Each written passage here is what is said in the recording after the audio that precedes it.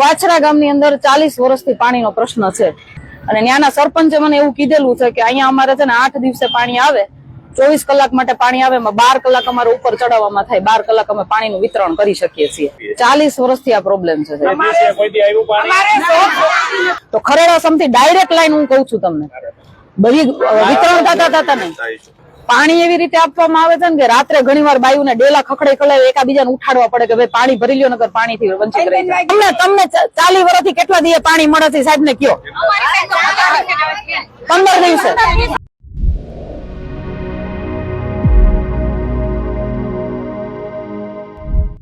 નમસ્કાર, તમે જોઈ રહ્યા છો ગુજરાત પ્લસ ન્યૂઝ અને હું છું ઉમલ. વિસ્તારમાં લાંબા સમયથી ચાલી રહેલી પાણીની સમસ્યાને લઈને આમ આદમી પાર્ટીના મહિલા નેતા જિગીશા પટેલ અને સ્થાનિક મહિલાઓ તાલુકા પંચાયતની ઓફિસે પહોંચ્યા અને રજૂઆતો કરી. સાથે જ કહ્યું કે જો વહેલી તકે સમસ્યાનું નિરાકરણ નહીં થાય તો તે ગાંધી ચિંધ્યા માર્ગ પર ઉતરશે. તો આવો સાંભળીએ વધુમાં જિગીશા પટેલ શું કહી રહ્યા છે. ગામની પેલા તો પરિસ્થિતિ અમે વર્ણવી દઈએ. વાછરા ગામની અંદર લગભગ બેનો ધ્યાન દો, અહીંયા ધ્યાન દો. વાછરા ગામની અંદર 40 વર્ષથી પાણીનો પ્રશ્ન છે. ગામની બધી બૈરાઓને 8 થી 10 દિવસે પાણી મળે છે અને ક્યારેક ક્યારેક તો 12 દિવસે પાણી આવે છે ને એવી જ રીતે, બરાબર. તો પાણીનું વિતરણ છે ને આપણું જે આપણે ખરેડા સમથી વાછરાની અંદર પાણી આવે છે, એ પાણીનું વિતરણ 12 ગામમાં થઈ અને સૌથી છેલ્લે વાછરામાં પહોંચે છે. અને ત્યાંના સરપંચે મને એવું કીધેલું છે કે અહીંયા અમારે છે ને 8 દિવસે પાણી આવે, 24 કલાક માટે પાણી આવે, 12 કલાક અમારે ઉપર ચડાવવામાં થાય, 12 કલાક અમે પાણીનું વિતરણ કરી શકીએ છીએ.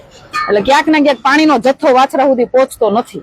24 કલાક નથી આવતું, હમણાં છેલ્લે 24, 25, 26 જ દીધેલું છે. ટોટલ 37 કલાક દીધેલું છે. 24, 25 ત્યાંના સરપંચ નું કહેવાનું અમારી આ પ્રમાણે છે. હા, તો અમે દીધું ત્યાર પછી ફોલ્ટ થયો તો અમારે ઉપરથી 80, 33, 34 એક સુરેન્દ્રનગર થી પાણી આવે અડાળા, અને અડાળા થી પાણી આવે અમારે કોઠારિયા, અને કોઠારિયાથી પાણી આવે નારાયણકા, પછી આ બાજુ વિતરણ થાય નારાયણકાથી. એટલે વચ્ચે એરવાલ મેઇન લાઈન નો તોડી નાખ્યો હતો. સુરેન્દ્રનગર થી જે અડાળા આવે ત્યાં ફોલ્ટ થયો હતો, એટલે આ વખતે અમને વારો મોડો મળ્યો છે. બાકી વારામાં આ રીતના સતત 2 દિવસ પાણી આપીએ. 40 વર્ષથી આ પ્રોબ્લેમ છે.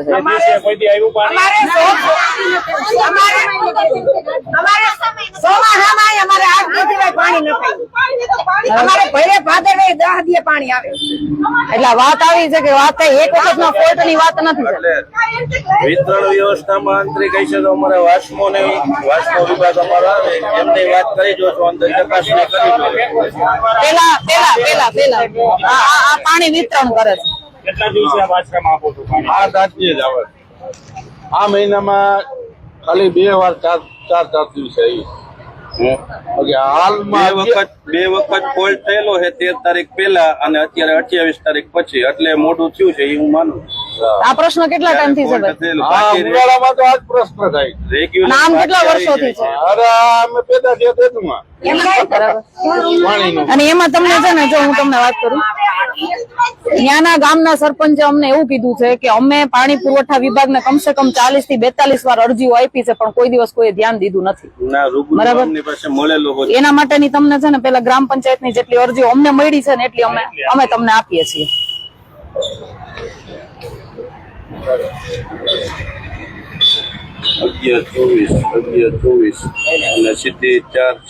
અમને એ લોકો જે ગ્રામ પંચાયત માંથી આપી અરજી અમને તમને સુપરત કરીએ છીએ. 2024 માં બોર બી કરાવી દીધેલો છે. પછી મશીનરી ચાલુ વર્ષ અથવા તો ગયા વર્ષમાં મશીનરી માંગી. પણ હું તમને હું જો આટલું બધું કર્યા પછી એ જો ગામને પાણી ન મળતું હોય, મારી વાત સાંભળો, તમારી દાર કરેલો આટલી બધી વાર આટલું બધું કર્યા પછી જો ગામને પાણી ન મળતું હોય ને, તો સાહેબ હું તમને મારી સમજ પ્રમાણે, હું તમારી ઓફિસ એકવાર આવી હતી, તમારા મેપ ને બધું જોઈને આવી હતી, તો મારી સમજ પ્રમાણે છે ને આપણા પર 3 ઓપ્શન છે. એક તો આપણે ઓલો મોવિયા જે આપણો સંપ છે, મેન સંપ, ત્યાંથી ઘોઘા વાછરાને ડાયરેક્ટ લાઈન મળે એવી વ્યવસ્થા તમે ઉભી કરી દો. ત્યાંથી ડાયરેક્ટ નો થાય, કારણ કે ઘોઘા ત્યાંથી એડવર્ક છેલ્લું છે. પ્રશ્ન એ જ રહે, ઘોઘાવતી થી પાછું કરવું, પછી છેવાડાના એડવર્ક. તો ખરેડા સમથી ડાયરેક્ટ વાછરાને પાણી મળે એવી લાઈન ઉભી કરી દો. ખરેડાથી તો ડાયરેક્ટ પણ ત્યાંથી 12 ગામને આપે છે. 12 ગામને જે પાણી મળે છે ને, 12મું છેલ્લું ગામ છે વાછરા, એટલે વાછરાને પાણી એવી રીતે મળતું નથી. તો ખરેડા સમથી ડાયરેક્ટ લાઈન હું કહું છું તમને, બધી વિતરણ થતા નહીં. નારણકાથી કેટલા અહીં નારણકાથી તમે કયો, તમે વધારે તમને સમજ હોય, તમે ઇજનેર છો. અને કા પછી જો એવું ન થાય ને તો વેરી ડેમ માંથી ડાયરેક્ટ વાછરાને પાણી મળે ને એવી વ્યવસ્થા ઉભી કરી દો. વેરી ડેમમાં તો રિઝર્વેશન ને બધું જોવું પડે પ્રમાણે એટલે એનું કાંઈક તો સોલ્યુશન કાઢવું પડશે ને. અમારી પાસે હું તમારું જોઈને ગઈ ત્યાંથી મેપિંગ ને બધું. રેગ્યુલર વારો આવતો હોય ને તો તકલીફ નથી રહેતી, પણ વારો કપાય છે ને ત્યાં જ તકલીફ જે છે. અને એમને વાલ બાકી હોય ને એમ કે વધારે આપો તો અમે આપી દઈએ છીએ, એમ નથી કેતા કે ભાઈ કાપી જ નાખવાનું ફરજિયાત. નહીં, એ તો આપી દઈએ. વાલ બાકી હોય ને કે તે આપી દઈએ છે વધારે. આ પણ તો બી 8-8 દિવસે પાણી મળે છે, તમને ખબર હોય ને. જો મારી વાત સાંભળો, અમારું આવે ત્યારે એવું હોય ને કે ભાઈ અમારો વાલ પૂરો થઈ જાય ને ત્યાં લગી આપવું, એમ વચ્ચેથી નું કાપી નાખવું. એટલે એકબીજાને અંદર પ્રશ્ન નો છે તો એવું ત્યારે એવું આવે તો અમે ના નથી પાડતા એમના વાલ બીજું તમને કહો, પાણી એવી રીતે આપવામાં આવે છે ને કે રાત્રે ઘણી વાર બાયુને ડેલા ખખડે ખલાવે એકાબીજાને ઉઠાડવા પડે કે ભાઈ પાણી ભરી લ્યો, નકર પાણીથી વંચિત રહી જાય. રાતે 3-3 વાગે મારું નો હાલે. ઘણી વાર ઉપરથી પ્રોબ્લેમ હોય પછી શરૂ થયું હોય તો રાત્રે વિતરણ પણ કરતા. આવું વારે વારે થાય તો શું કરવું છે? આવું વારે વારે થાય, ટાઈમ એ ફિક્સ નથી આવતો કે ક્યારે પાણી આવે. ક્યારેક 8 દિવસે આવે તો અચાનક આપણે એમને અનિયમિતપણે પાણી આવતું હોય, સાંભળો, અનિયમિતપણે પાણી આવતું હોય, સાંભળો, અનિયમિતપણે પાણી આવતું હોય, બરાબર, અચાનક પાણી આવે, કોઈ બેનો બાર ગામ ગયા હોય, કોઈ બીજા ત્રીજા કામમાં વ્યસ્ત હોય, કોઈ વાડીએ હોય, પછી પાણી ન ભરી શકે તો શું થાય? તો એને કેટલા દિવસ પાણીની રાહ જોવી પડે? નહીં, વાલમેન આ છે ઉપરથી ફોલ્ટ હોય તો 8 દિવસ થયા છે, બાકી સતત 8 દિવસ થયા હોય એવી રીતના ન હોય. પણ તમારી અંદરની વિતરણ વ્યવસ્થામાં તમારે ફેર પડતો હોય છે. કેટલા વર્ષ થયા? પાણી જ લેટ થાય. કેટલા? એક મિનિટ, તમને 40 વર્ષથી કેટલા દિવસે પાણી મળે છે સાહેબ ને કયો? 15 દિવસે. કેટલા વાલ છે તમારે? 35 વાલ છે, 35. 35 નહીં, વધારે. 35 છે, બે હવેડાના 37 છે. હા, 37 વાલ છે, એટલે વારાફરતી એમાં દેતા હોય એ રીતના એમને ફેર પડતો હોય. પણ સાહેબ ગમે એ હોય, મારું કહેવાનું એમ છે 8 દિવસે પાણી આવે તો આ બધી મહિલાઓને શું કરવા? 8 દિવસે દર વખતે નથી થતું. ટાંકામાં ક્યારે આવે છે એનું કહું છું.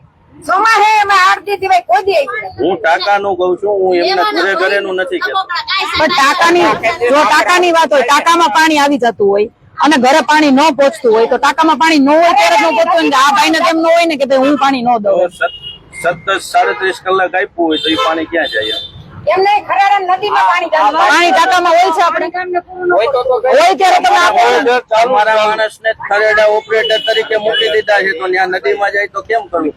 એ માટે તમારા માણસને જ મૂકી દીધા છે ખરેડાથી ઓપરેટ કરવા કે ભાઈ ખરેડાનો પણ એમ નહીં સાહેબ, ઈ જવાબદારી સાંભળો, તમારું ચાલુ બંધ ન કરે કે ઓલું ઉપરથી વાલ ખોલી નાખે છે એ તમારા માણસને જ ત્યાં મૂકી ઉભા રહે. વાલે ઘણી વાર અમારા બંધ કરતી. હે? વાલે ઘણી વાર બંધ કરતી.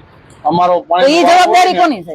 આગળથી કઈ ન્યા તો અમે બધા બેહવા ન જાય કે હાલો અમારા વાલ ન ખોલે. કીધું નથી ને તમને બેસો. તો પછી ઈ જવાબદારી કોની? ખોલી નાખે લાઈ પાણી નથી આવતું. ક્યારેક અડધો આવે, ક્યારેક કેટલો આવે. ક્યારેક ફૂલ આવે, ક્યારેક આવ ઓછું આવે. અને એમને આખી ગિરાઈથી 2 લાખ લીટર ટાંકો માલ ભરાય. ક્યારેક માથે ટાંકામાંથી ઉતારે એ તમારે વારો આવતો હોય ત્યારે ચેક કરાય છે આપણે કઈ રીતનું આવે છે. હમણાં જ આ શરૂ થશે, એજન્સી વાળા ભાઈ છે, આપણે ચેક કરાય. બીજું વેરી ડેમનું મેડમ તમે કેવું એ અઘરું છે. બાકી બોર કેવું તાત્કાલિક કરવું હોય તો એમાં એ રીતે કૂવો હોય કે ત્યાંથી પાઇપલાઇન નખાતી હોય તો એ તમે વ્યવસ્થિત. ઝડપી થાય. હવે બીજી વાત મારી અમે તમને 2-3 રસ્તા બતાવ્યા, બરાબર? તમારું અહીંયા અમે મેપિંગ જોઈ ગયા હતા, ભાઈ અમને સમજાવ્યું હતું એ પ્રમાણે અમારી સમજ પ્રમાણે અમે તમને 2-3 રસ્તા બતાવ્યા, બરાબર ને? તમારી સમજ પ્રમાણે વાછરા ગામને પાણીની સાવ નિરાશ થઈ જાય એના માટે થાય અને જે થતું હોય એ તમે તમારી રીતે તમારી ફરજ બજાવો એવી અમને આશા છે. જિગીશા પટેલની વાતથી તમે કેટલા સહેમત છો, શું વિચારો છો, કોમેન્ટ કરીને અમને જરૂરથી જણાવજો. અત્યારે માટે બસ આટલું જ. નમસ્કાર.